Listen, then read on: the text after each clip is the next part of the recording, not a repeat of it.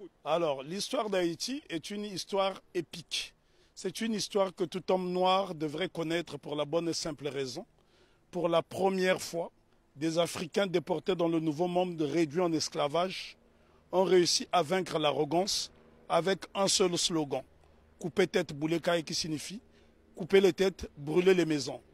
Et ce slogan va se concrétiser le 18 novembre 1803 à Vertières, où l'armée africaine de déportation va vaincre l'armée la plus grande du monde, celle de Napoléon Bonaparte, conduite par le général Donatien Vicomte de Rochambeau, qu'on appelle vulgairement Rochambeau, mais en fait c'était Donatien de Vimeur. Et cet homme qui avait eu la prétention d'écraser la mouche se fera expulser manu militari d'Haïti. Donc c'est une histoire qui est belle, c'est une histoire épique que nous devons étudier. Et il est nécessaire de faire des exposés sur Haïti, parce que si les gens étudiaient cette histoire, je pense que les Haïtiens gagneraient en respectabilité. Mais justement, pourquoi nous, Caribéens, nous avons une méconnaissance de l'histoire d'Haïti? C'est tout simplement parce que Haïti a montré le chemin de la dignité et de la liberté. Et donc, on a voulu faire d'Haïti une vitrine de pauvreté effrayante. Puisque aujourd'hui, lorsqu'on parle d'Haïti, on fait référence à la pauvreté, mais on oublie que Haïti a été la colonie française la plus prospère de la Caraïbe. À elle seule, elle procurait plus des 3/4 de la production sucrière. Ce sont là des choses qu'on doit savoir, d'autant plus que la métropole française considérait Haïti comme la perle des Antilles. Mais comment expliquer que ce bout de terre africaine dans l'océan est devenu subitement une vitrine de pauvreté effrayante? Et là, je pense qu'il est nécessaire d'en parler avec des images à l'appui, parce que c'est à Saint-Domingue, parce que lorsqu'on parle de la révolution haïtienne, c'est une faute. Il s'agit de la révolution de Saint-Domingue, puisque Haïti n'existe qu'à partir du 1er janvier 1804. Donc Haïti n'existe qu'à partir du 1er janvier 1804. Avant, donc, c'était la révolution de Saint-Domingue qui commence dans la nuit du 13 au 14 août 1791, où pour la première fois, des Africains vont créer une coalition dans le Nouveau Monde pour vaincre l'arrogance. Et ce jour-là, les Africains étaient, je parle bien des Africains parce qu'il s'agissait des hommes qui ont été déportés d'Afrique, qui parlaient encore des langues africaines et qui pratiquaient des cultes africains. On pourrait citer notamment Makandal qui a été capturé au Congo. On pourrait citer Biassou qui était également congolais. Mais ça a été une coalition. En fait, la cérémonie dite du bois caïman est considérée comme un pré-congrès panafricain. Ce que les gens ne savent pas dans la Caraïbe, d'ailleurs, il y a un problème de connexion, puisqu'il n'y a pas assez de bateaux pour faire cette connexion. Et si je pense qu'il y avait cette possibilité de se rendre dans différentes îles, le mépris des Haïtiens serait tombé à l'eau. Puisque la Guadeloupe a connu une période de liberté entre 1794 et 1802, mais c'est grâce justement aux Haïtiens. Une année auparavant, les Haïtiens se sont affranchis. Parce que souvent on dit qu'on a libéré les esclaves en Haïti. Les Haïtiens n'ont jamais été libérés. Ils se sont affranchis tout seuls avec la machette. Donc voilà pourquoi Non, mais les Haïtiens sont les premiers Africains déportés dans la Caraïbe qui ont brisé les chaînes de l'oppression. Nous devons savoir que Haïti a eu pour vocation de libérer toutes les nations opprimées. Ce qu'on ne dit pas assez souvent, lorsque la Grèce a été dominée par les Ottomans, au milieu du 19e siècle, ce sont les Haïtiens, sous la présidence de Jean-Pierre Boyer, qui ont libéré la Grèce. Et ce sont des choses qui n'apparaissent pas dans les manuels scolaires. Une autre information inédite, c'est grâce à la voix d'Haïti que l'État d'Israël a été créé en 1948. Donc ça, ce sont des choses que les gens doivent savoir. Haïti a été le pays le plus démocratique du monde, puisque toute personne qui arrivait sur le sol haïtien était considérée comme nègre. Donc tous les opprimés de la planète trouvaient refuge en Haïti. Et ce pays est devenu aujourd'hui une vitrine effrayante de la pauvreté. Je suis obligé d'insister sur le mot de vitrine parce qu'il a subi un blocus qu'aucune nation n'avait subi. Imaginez-vous qu'une petite île comme Haïti a été victime du syndicat des empires coloniaux qui était constitué du Danemark, de la France, de l'Espagne, de l'Angleterre des États-Unis d'Amérique, de la Hollande, de la Suède, parce que toutes ces nations ne voulaient pas voir une nation indépendance nègre. Et souvent on dit de Haïti que ça a été la première république nègre. Non, Haïti n'a jamais été une première république nègre, ça a été un empire africain reconstitué, puisque l'empereur Jean-Jacques Dessalines va se faire couronner empereur Jacques Ier. Donc c'est la noblesse africaine. Attends. Ben, en tout cas, il y a beaucoup de choses à dire sur Haïti. Haïti est un modèle de fierté et de dignité. Ce sont les Haïtiens qui ont montré à la race noire tout entière ce que c'est que la dignité. Pour la bonne et simple raison, c'est en 93 ans après la révolution de Saint-Domingue, celle-ci va inspirer les Éthiopiens qui vont être conseillés par un digne fils d'Haïti du nom de Benito Sylvain, qui sera élevé au titre de jazz match par l'empereur Ménélique II. Lorsqu'on parle de la bataille d'Adoua, ce qu'on oublie de mentionner, c'est que l'empereur Ménélique II, qui a mis fin à l'impérialisme sur le continent africain, en tout cas c'est lui qui a signé l'acte de décès de l'impérialisme sur le continent africain le 1er mars 1896, 93 ans après la révolution de Saint-Domingue, eh c'est un Haïtien du nom de Benito Sylvain qui le conseille. Donc ce sont des choses à savoir et à intégrer. Je souffre de voir que les Haïtiens sont la risée du monde dans la Caraïbe, alors qu'ils sont ceux qui nous ont montré la voie de la rédemption. Donc respect, big respect à Haïti. En tout cas, je me sens haïtien. Moi aussi. Alors pourquoi justement nous avons, nous, tout près comme ça d'Haïti, on a cette méconnaissance de l'histoire? C'est tout simplement parce qu'on a isolé la Guadeloupe et la Martinique pour ne pas que l'exemple d'Haïti fasse tache d'huile dans la Caraïbe. Voilà la crainte. Parce que Haïti a été une nation prospère. Il faut visiter Haïti pour se rendre compte. Lorsque vous voyez Haïti, Haïti est avant tout le symbole du panafricanisme, puisque le second chef d'État d'Haïti, c'est l'empereur, plutôt le roi Henri Christophe, qui était originaire de Grenade. Donc Haïti a eu pour chef d'État un homme de la Grenade et qui a été l'un des principaux bâtisseurs, qui a créé le palais de la Monnaie, qui a bâti 15 châteaux, qui a bâti 4 forteresses, notamment la citadelle Henri, qui est le plus grand fort des Amériques. Et ce bâtiment est tellement beau qu'il faut le voir depuis le ciel pour en apprécier, l'ouvrage d'art que c'est. Parce que n'oubliez pas que 2 édifices essentiellement ont défié le temps. La citadelle Henri et le palais de Sans Souci, qui avait 365 portes et fenêtres. Ça veut dire que le roi Henri Christophe pouvait se permettre d'ouvrir une porte, une fenêtre par jour pendant toute l'année. Et c'est pour vous dire à quel point, et les architectes étaient tous noirs. Si vous allez par exemple dans la ville de Kenskoff, vous trouverez le fort Alexandre et le fort Jacques qui sont reliés par un tunnel, et c'est à 1200 mètres d'altitude. La question qu'on doit se poser, comment les Africains déportés à Saint-Domingue ont pu construire ces édifices qui ont défié le temps? Aujourd'hui, lorsque vous voyez un cyclone dans la Caraïbe, il suffit d'un petit cyclone pour que les maisons s'envolent, alors que les Africains ont fait exploser leur génie pendant la période de captivité. Bien que les Haïtiens se sont affranchis dès 1793, parce qu'il ne faut pas croire à ce que les historiens disent en faisant croire que les Haïtiens ont été libérés. Non.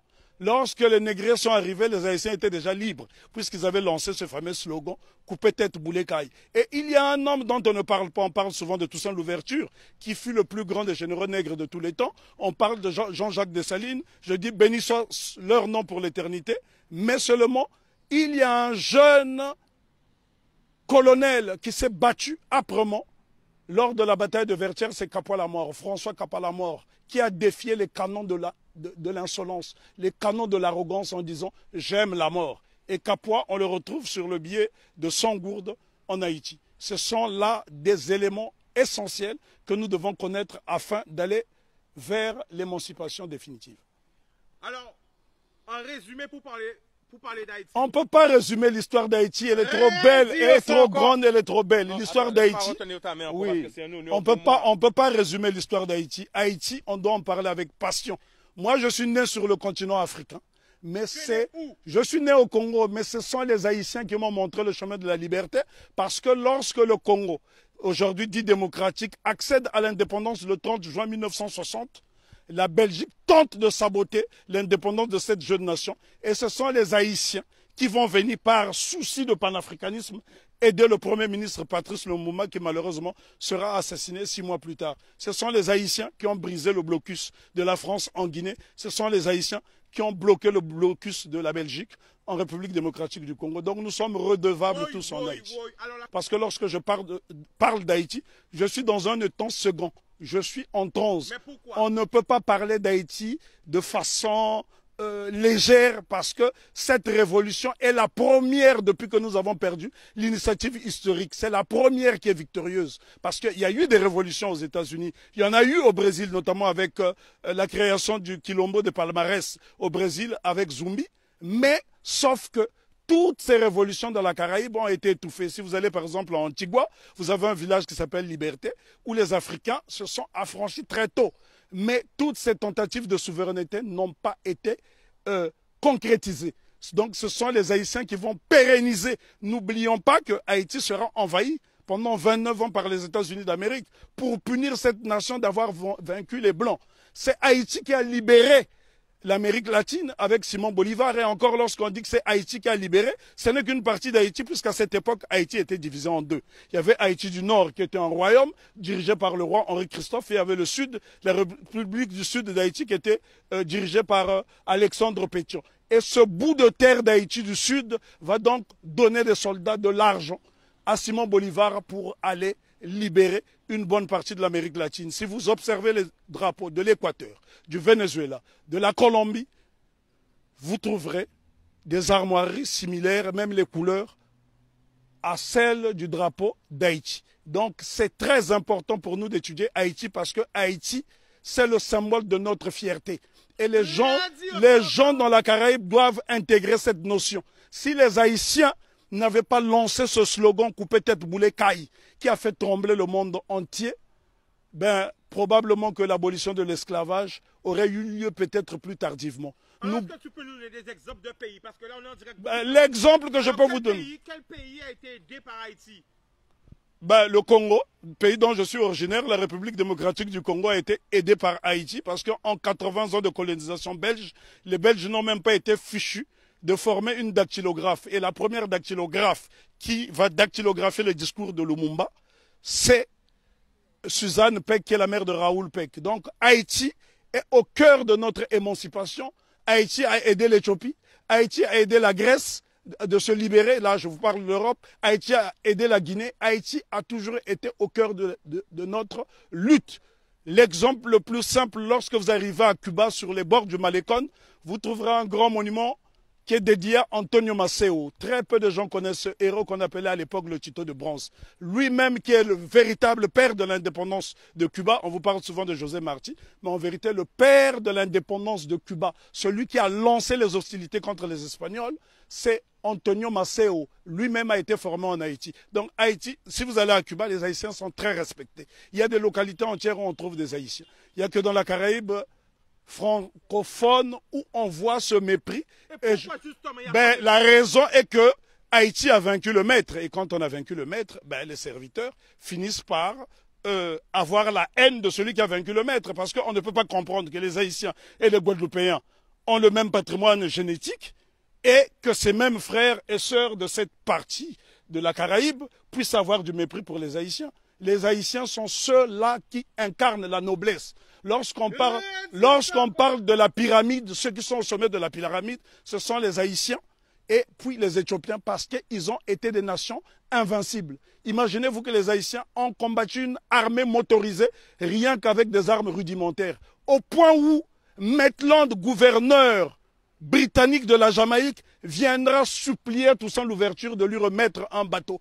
Haïti avait l'une des armées les plus puissantes d'Amérique. Et c'est un Haïtien du nom de Jean-Baptiste Pointe du Sable qui crée la ville de Chicago, qui est l'une des plus grandes villes des États-Unis d'Amérique. Donc Jean-Baptiste Pointe du Sable, un nègre d'Haïti. Et lorsque vous arrivez dans la ville de Chicago, vous trouverez son buste à l'entrée de la ville. Si les Américains reconnaissent les Haïtiens comme étant des précurseurs, et d'ailleurs je voudrais ici ajouter une information que la plupart des gens ignorent. Si la Louisiane a été vendue aux États-Unis d'Amérique, ce n'est que la conséquence de la bataille de Vertières. Parce que Napoléon Bonaparte avait peur qu'il y ait une contagion en Louisiane. Voilà pourquoi la Louisiane sera vendue aux États-Unis d'Amérique, ce qui lui permettra de doubler sa superficie. Donc ce sont les Haïtiens qui ont permis aux États-Unis d'Amérique d'avoir une grande superficie. Et on ne remerciera jamais assez Haïti d'incarner cette résistance. Pourquoi Haïti est-on détesté? Pourquoi les Haïtiens sont haïs par les siens? Pour la bonne et simple raison que cette nation incarne l'Afrique dans la Caraïbe. Or, lorsque les négriers déportent les Africains ici dans le Nouveau Monde, le but c'est de les désafricaniser. Et Haïti s'affirme et affirme son africanité à travers le vaudou, qui est un culte africain. Ils ont dit bye bye à la Vierge Marie et ils ont célébré les orishas, ils ont célébré toutes sortes de divinités africaines parce que dans le vaudou haïtien, vous trouverez des divinités Congo qui proviennent du Kingunza et bien d'autres cultes. Donc Haïti, c'est l'incarnation de l'Afrique dans la Caraïbe. Et l'Afrique a été tellement diabolisée qu'en tant que fils d'Afrique, je suis obligé de venir dans la Caraïbe justement pour lui faire la toilette. Le 1er janvier 1804, date de la célébration de l'indépendance de Haïti, il y a un événement qu'on devrait associer à cette date. C'est la fête de la soupe. La soupe de l'indépendance. Qu'est-ce que la soupe de l'indépendance? Haïti fait face à un blocus décidé par le syndicat des empires coloniaux. L'impératrice Marie-Claire Bonheur Félicité, femme de Jean-Jacques Dessalines, décide de créer la soupe de l'indépendance avec des ingrédients dont elle détenait seul le secret. Ces ingrédients permettaient aux Haïtiens qui, pendant la période de famine, de résister et de ne pas perdre des calories. Donc ça, ce sont des choses à savoir. Il y a un savoir scientifique en Haïti qui étonne encore le monde. C'est en Haïti que les Africains ont produit les plus beaux édifices depuis la chute de l'Égypte. Je répète, c'est sur la terre sacrée d'Haïti que les Africains ont réalisé les plus beaux édifices depuis la chute de l'Égypte. Pourquoi nous a formaté, je dirais plutôt, à avoir peur du vaudou? Pour la bonne et simple raison, parce que les cultes africains ne sont pas prosélytes. Et ces cultes ont permis justement aux marrons de résister et les cultes africains ont survécu dans toute la Caraïbe, pas seulement en Haïti. Si vous allez par exemple en Jamaïque, il y a le Pacomania, c'est un culte typiquement africain. Allez en Dominique, vous trouverez ces cultes africains. Le problème est que les gens ne s'intéressent pas à ces cultes. Lorsque vous voyez par exemple le Grappa à Congo qui sera célébré après-demain à Cap-Esther par la famille Massembo, ce sont des postes de résistance africaine dans la Caraïbe. Et dire simplement à mes frères et sœurs de la Caraïbe que n'ayez pas peur d'Haïti, faites-en une source parce que l'eau qui provient de la source haïtienne est intarissable et cette eau est tellement limpide qu'elle nous permettra d'avoir une vision claire et nette. Nous ne pouvons pas juger Haïti à travers des lunettes du négrier. Sinon, on finira par avoir un regard étriqué. Jugeons Haïti à travers nos propres lunettes. Voilà pourquoi Marcus Garvey disait « Si le nègre ne prend pas garde à lui, il boira tous les poisons de la civilisation moderne et il en mourra. Vive Haïti !» Je tiens à signaler que j'ai la particularité de faire des conférences sur l'Afrique gratuitement dans la Caraïbe parce que mon but justement, c'est de raconter la version du gibier qui n'a jamais été racontée. Parce que pendant 400 ans, vous avez eu droit à la version du chasseur. Et les Africains disent dans un proverbe très éloquent, tant que les lions n'auront pas leurs propres historiens, les histoires de chasse seront toujours à la gloire du chasseur. Donc je suis là en tant que gibier pour vous apporter la version solide de l'Afrique.